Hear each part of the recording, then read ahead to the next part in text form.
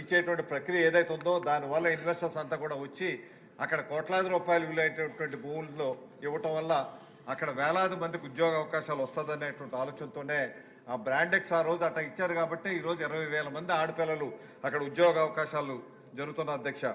విశాఖపట్నంకి ఇంకొకటి ఏంటంటే మహిళలు స్వేచ్ఛగా వారు శాంతి భద్రతలతో పనిచేయగలిగేది ఏదైనా నగరం ఉన్నదంటే అది విశాఖ నగరం అని చెప్పి కేంద్ర నివేదికలో తెలియపరిచారు అధ్యక్ష.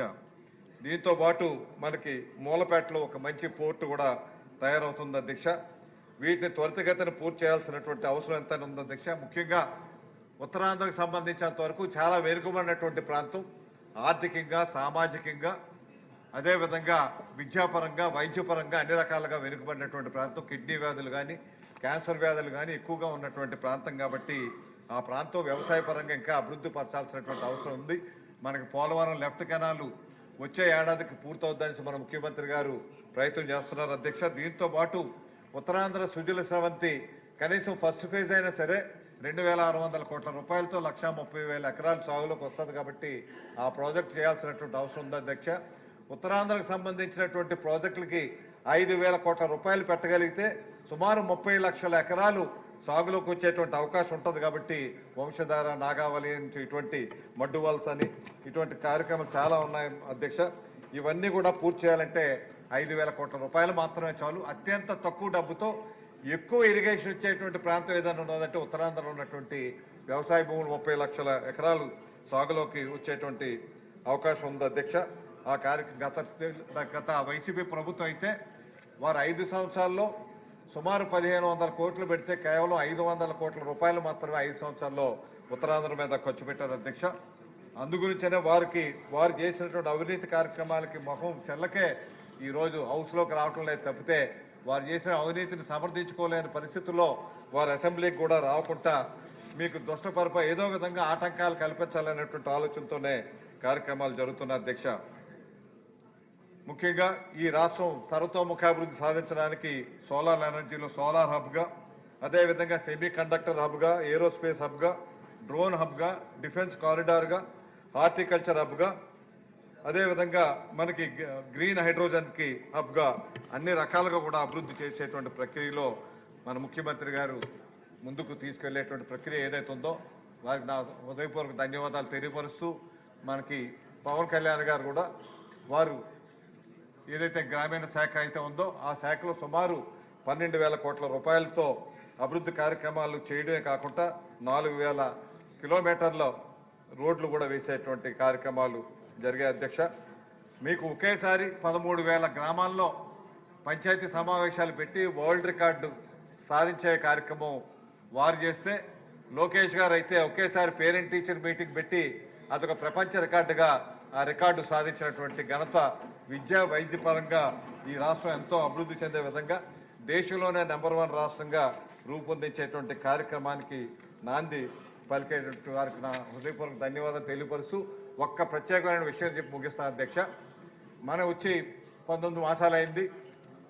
ఇప్పుడున్నటువంటి పరిస్థితుల్లో తెలుగుదేశం పార్టీ స్థాపించినటువంటి మహనీయ స్వర్గీయ ఎన్టీ రామారావు గారి గురించి స్మరించుకోవాల్సినటువంటి అవసరం ఎంత ఉంది అధ్యక్ష. సామాన్యుడి గురించి, రైతు గురించి, కార్మికుడి గురించి వారు ప్రత్యేకించి కూడు గుడ్డ నీడ అనేటువంటి కాన్సెప్ట్తో ఆ రోజు ఉన్నటువంటి కాంగ్రెస్ పార్టీకి వ్యతిరేకించి పార్టీని స్థాపించి 9 మాసాల్లోనే అధికారం వచ్చినటువంటి నట సార్వభౌముడు ఎన్టీ రామారావు గారు అధ్యక్ష. వారిని మీ ద్వారా ఈ సభ సభ్యులందరూ కూడా గౌరవ సభ్యులు కోరుకుంటున్నా, భారతరత్న అనేటువంటి ప్రతిష్టాకరమైనటువంటి వారికి ఇవ్వాల్సినటువంటి అవసరం భారతరత్న కేటాయించాలి. వారికి కేటాయించడం ద్వారా ఆంధ్రుల ఆత్మ గౌరవాన్ని కాపాడినటువంటి ఎన్టీ రామారావు గారి సముచితమైనటువంటి గౌరవం ఇవ్వాల్సినటువంటి అవసరం ఎంత ఉంది కాబట్టి దానికి సంబంధించి ఒక ప్రత్యేకమైన తీర్మానం ఏర్పాటు చేసి మనకి ప్రధానమంత్రి గారు కానీ ముఖ్యమంత్రి గారు పవన్ కళ్యాణ్ గారు వీళ్ళంతా ఉన్నారు. ఇటువంటి అవకాశం మళ్ళీ కూడా భవిష్యత్తులో ఎటా ఉన్నా ఈ అవకాశం రాదు. ఇటువంటి మంచి అవకాశంలో ఇప్పుడే భారతరత్న సాధించుకోగలుగుతాం కాబట్టి ఒక ప్రత్యేకమైన చర్చ పెట్టుకొని ఈ సమావేశం ఏకగ్రీవ తీర్మానం చేసి మన కేంద్ర ప్రభుత్వానికి పంపించి ఒకసారి మీరు స్పీకర్ గారు, మన ముఖ్యమంత్రి గారు, ఉప ముఖ్యమంత్రి గారు అందరూ కూడా కలిసి ప్రధానమంత్రి గారిని కలిసి విన్నవించి వారి సాధించుకోవాల్సినటువంటి అవసరం ఎంతైనా ఉందని తెలియపరుస్తున్నాను అధ్యక్ష. ఇంకొక విషయం కూడా తెలియపరుస్తానంట, ఎందుకంటే ఆ వంశంతో కనుక గొప్ప ఒక్క నిమిషంలో అయిపోద్ది అధ్యక్ష. మొన్ననే చూశాను నేను, నా లోకేష్ గారు అన్నారు నాకు పోటీ మా ఇంట్లో సభ్యులే అని చెప్పారు. మరి నారా దేవాంశ్ చూస్తే 10 సంవత్సరాల్లోనే చైల్డ్ ప్రాడిగీగా, చెస్లో అయితే ఆయన ఫాస్టెస్ట్ చెక్మేట్ సాల్వర్గా ఆయనకు ఒక బిరుదు కూడా వచ్చింది అధ్యక్ష. వరల్డ్ బుక్ ఆఫ్ రికార్డ్స్లో 2025లో నమోదు చేసుకుని లండన్ వెస్ట్ మినిస్టర్ హాల్లో వారికి అది ప్రదానం చేశారు అధ్యక్ష. అంత చిన్న వయసులో అది రావటం అన్నది సామాన్యమైనటువంటి విషయం కాదు అధ్యక్ష. అదే కాకుండా ఆయన రెండో రికార్డు ఏంటంటే 7 డేస్ టవర్ ఆఫ్ హెనోయ్ అనేసి అక్కడ కూడా 1 నిమిషం 43 సెకండ్లో అది సాల్వ్ చేయగలిగారు అధ్యక్ష ఆ చిన్న వయసులో.